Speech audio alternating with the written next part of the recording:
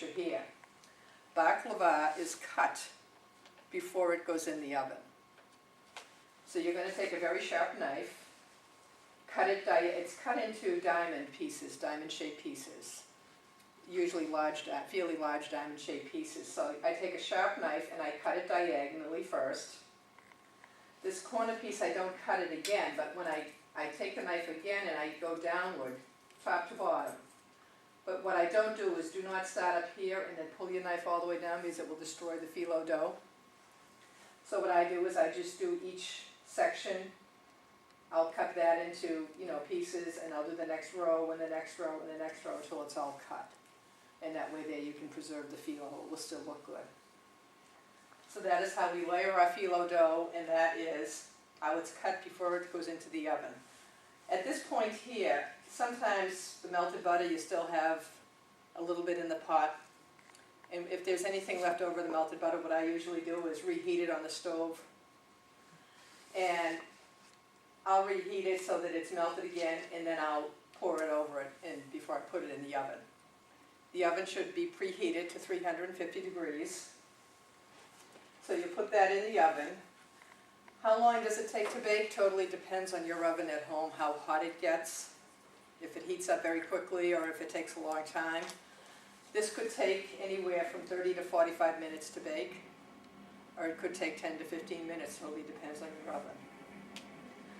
So once the baklava is in the oven, you're going to prepare a syrup, which is 1 cup of granulated sugar, a half a cup of water, a tablespoon of honey, a teaspoon of lemon juice, 2 sticks cinnamon. You bring those ingredients to a boil. I also add in a little bit of regular cinnamon just because I love cinnamon. So I just take a little bit and I just throw it in there and stir it up. You're going to bring that to a boil. When the baklava comes out of the oven, you will take the syrup and you will pour it over each piece individually. And you'll hear it just like the Rice Krispies cereal. You hear snap, crackle, and pop. But you want to go over each piece with the syrup. Make sure each piece is covered. And then I just let the baklava sit and cool for a while. And then I get ready to take it out of the pan and put it in pastry cups and get it ready to serve. So while that's cooling off, again, I have my parchment paper on the table. I've got the cupcake tins, the decorative cupcake holders. I've got my spatula and a little spatula I use. I have a sharp knife, and I have gloves to wear. So that even though you've cut the baklava before it went in the oven, once you're ready to cut into that again, you have to again take a knife again and make sure it's cut all the way through. And then I put my gloves on, and then I start taking it out with a spatula and putting it into the small pastry cups, and then putting it onto either a big serving tray or small serving trays, depending on how it's going to be utilized. The final picture of baklava should look like this. You'll have there'll be like a little top layer here of your 5 layers of phyllo dough down the bottom, and then you'll see individual layers with the nut mixture. And here's another picture of like 6 different pieces of baklava. And you want to make it so that it's a nice golden brown color. That's important. My final thoughts on baklava: there is many different versions of baklava. There is no one set recipe for it.